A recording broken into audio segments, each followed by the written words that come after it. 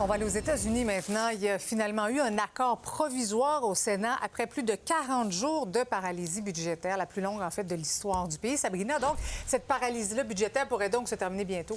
Oui, mais il faut dire quand même que tout n'est pas joué encore parce que l'adoption par le Sénat du nouveau texte budgétaire doit se faire soit très tard ce soir ou même au courant de la nuit. D'ailleurs, ce que je viens de lire sur CNN, c'est que le vote pourrait commencer dans la prochaine heure. Alors, si finalement c'est adopté, bien, le texte devra encore quand même passer devant la Chambre des représentants et ensuite, bien, c'est finalement le président américain Donald Trump qui devra le signer.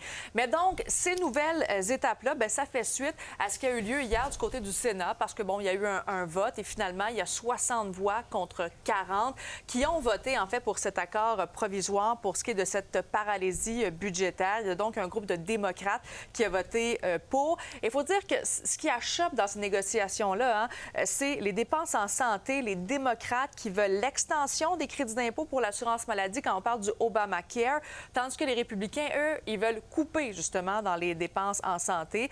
Et il y a le chef de la minorité démocrate au Sénat qui a voté contre l'examen du texte. Tout de suite, on peut l'écouter. The American people have now awoken to Trump's health care crisis. Health care is once again at the forefront of people's minds. People now see that premiums are about to skyrocket. They're terrified about how they're going to pay for their insurance. Democrats demanded that we find a way to fix this crisis and quickly, but Republicans have refused to move an inch. Et le chef voilà, de la minorité à la Chambre des représentants dit aujourd'hui que les gens peinent vraiment à joindre les deux bouts. On peut l'écouter. And that's why Democrats have been waging this fight. And we'll continue to wage this fight, no matter what comes over to us from the United States Senate to the House of Representatives at some point this week. Sabrina, entre-temps, il faut dire que cette paralysie budgétaire continue d'affecter les Américains.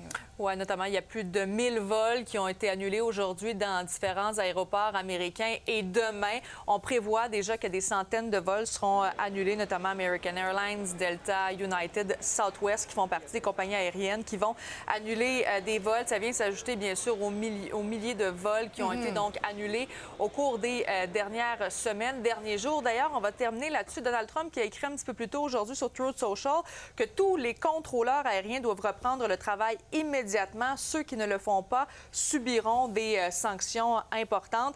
Et il a dit pour les contrôleurs aériens qui ont fait preuve d'un grand patriotisme et qui n'ont pris aucun congé, il y a 10 000 $ qui pourraient leur être remis. Alors voilà, ça continue de faire jaser tout ça. Merci Sabrina. Ça fait plaisir.